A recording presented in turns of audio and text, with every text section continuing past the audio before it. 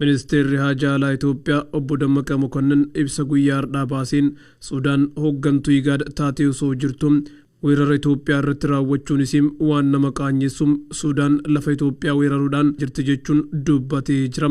Ministeerichi dabalataanis Suudaan akka gara sammuu fi deebituu fi waraana isiin batee jiru gadhiisuun iddoo duraan turetti kan deebi'u ta'e Itoophiyaan Suudaan wajjin dhimma daangaa irratti mari'achuudhaaf qophii ta'uu ibsee jira.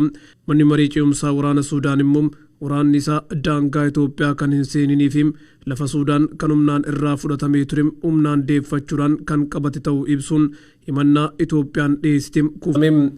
Ministeerri Haajaa Alaa Fiinlaandii fi ergamaan addaa gamtaa Awurooppaa Peeka Haavistum daawwannaa torbee dabre keessa naannoo Tigraayitti geggeessaa ture ilaalchisee gaafiif deebii miidiyaa CNN hojii kun haaluma kanaan dura kan ta'e itti fufu taanaan naannichatti rakkoon beelaa hamaan mudachuu kan danda'u ta'uu ibsee jira.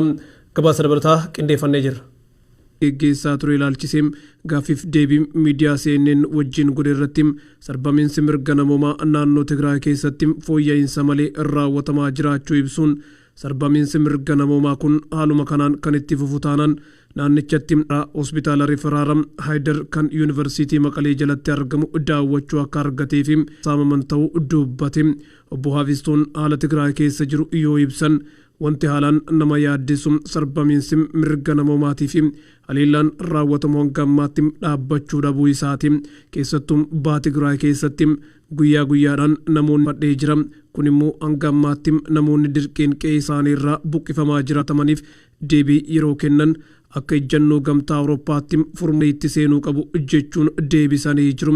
Gama biraatiin immoo naannoo Tigraay magaalaa Adwaa keessatti loltoonni Eertiraa haleellaa kana kan raawwataniif sababa baajaajiin tokko isaanii dargaggoota umurii waggoota 20 keessatti argaman yoo ta'an manguddoon ganna 61 keessa jiraachuun isaanii ibsame. Dhibee koronaatiif kennamu Joonsan & Joonsan erga miidhaa dhiigaa itti qabaachuun isaa ragaamayaas biyyoonni akka Ameerikaa, Afrikaa Kibbaatii fi gamtaan Awurooppaa talaalicha yeroodhaaf addaan okkutanii jiru.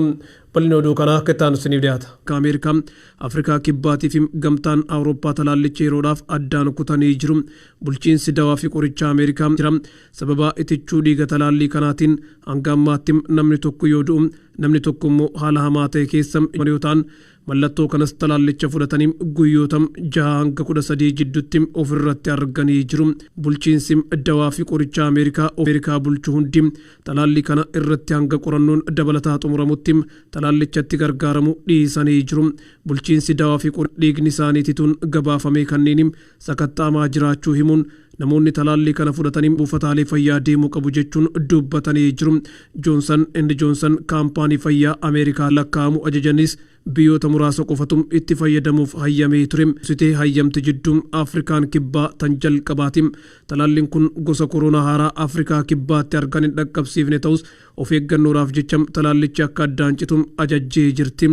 Gamtaan Awurooppaa immoo talaallii Joonsan & Joonsan dhiyeessuu erga